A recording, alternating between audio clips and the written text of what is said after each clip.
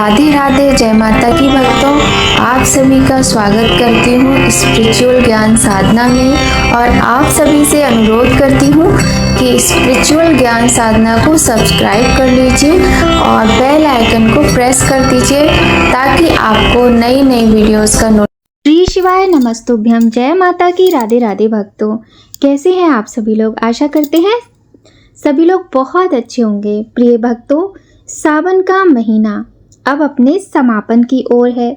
आने वाले सोमवार को सावन का चौथा व अंतिम सोमवार व्रत रखा जाएगा। आखिरी सोमवार को अनेक शुभ मुहूर्त बन रहे हैं।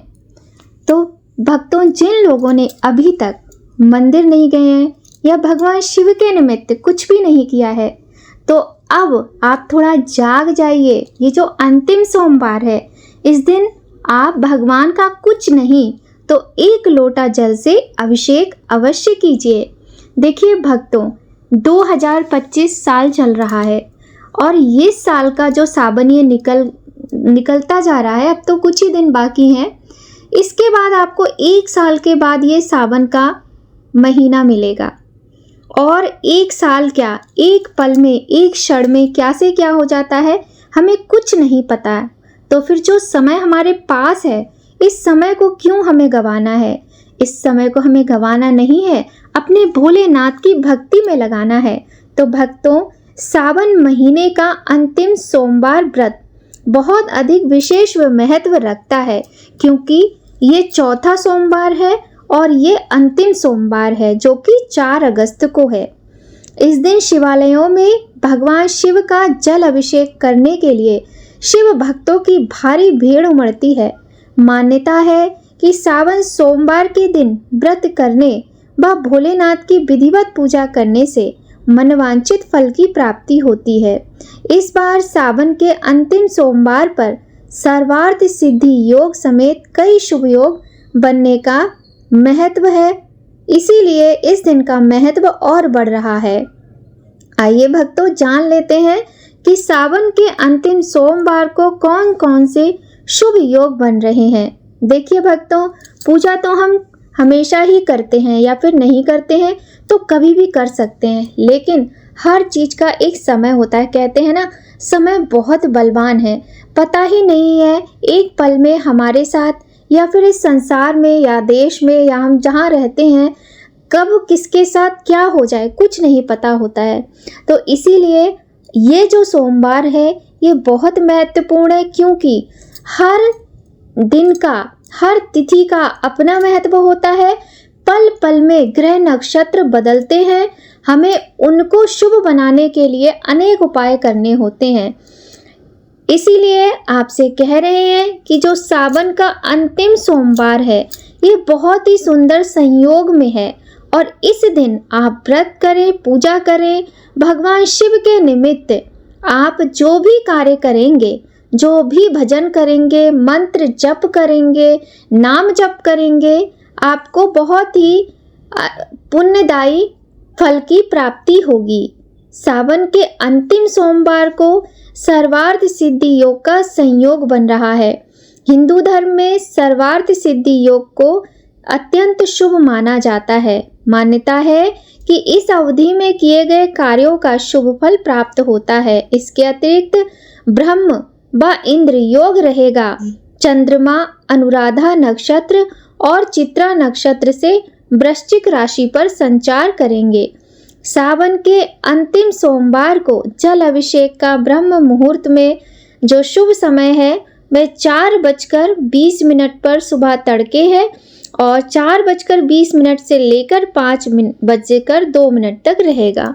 इसके अतिरिक्त जल अभिषेक के अभिजीत मुहूर्त दोपहर 12 बजे से 12:54 तक है। विजय मुहूर्त दोपहर 2:42 से दोपहर 3:36 तक है। अमृत काल का समय शाम 5:47 से शाम 7:34 तक रहेगा। भक्तों, मान्यता है कि सावन सोमवार को भगवान शिव का जल अभिषेक करने से जीवन में सुख समृद्धि आती है, रोगों से मुक्ति मिलती है और मन वांछित फल की प्राप्ति होती है। भक्तों, आप अगर चाहें तो इस दिन आप भगवान का रुद्राभिषेक भी करा सकते हैं। रुद्राभिषेक आप अपने हाथ से नहीं, मतलब आपको करना स्वयं है, किंतु किसी योग्य ब्राह्मण के द्वारा ही आप करवाइएगा, जिससे कि वो आपको इंस्ट्रक्शन देंगे, मंत्र बोलेंगे और आप उनके द्वारा जो भी वो निर्देश देंगे उन निर्देशों के अनुसार पूजन करेंगे अपने पूरे परिवार के साथ। और आप अवश्य कीजिएगा। ये सावन का अंतिम सोमवार है जो कि अब पूरे 1 साल के बाद हमें मिलेगा और इस 1 साल में पता नहीं क्या से क्या हो जाए। और आशा करते हैं, भगवान से प्रार्थना भी करते हैं कि भगवान सब कुछ अच्छा करें और सभी के साथ सब कुछ अच्छा हो, पॉजिटिव हो, कुछ भी गलत ना हो। और भगवान की कृपा, भगवान का आशीर्वाद जिस पे बना रहता है उसके जीवन में कभी कुछ गलत, कुछ बुरा होता ही नहीं है। भगवान सब संभाल लेते हैं, है ना भक्तों। तो अभी आपको ये करना ही चाहिए। वैसे तो कहा जाता है सावन में आप प्रत्येक दिन रुद्राभिषेक करवा सकते हैं, किंतु कुछ तिथियां बहुत ही महत्वपूर्ण होती हैं, जैसे सावन के सोमवार विशेष तौर पर सबसे अधिक महत्वपूर्ण होते हैं। इसके अतिरिक्त प्रदोष व्रत होता है जिस दिन त्रयोदशी तिथि होती है, चतुर्दशी तिथि होती है, इसके अतिरिक्त पूर्णिमा की तिथि।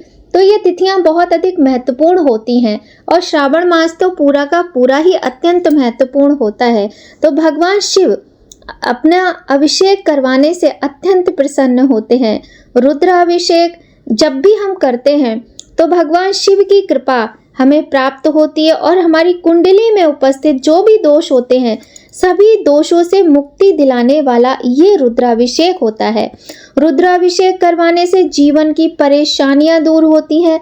अगर हेल्थ की कोई भी प्रॉब्लम है वो ठीक होती है, घर में सुख समृद्धि आती है।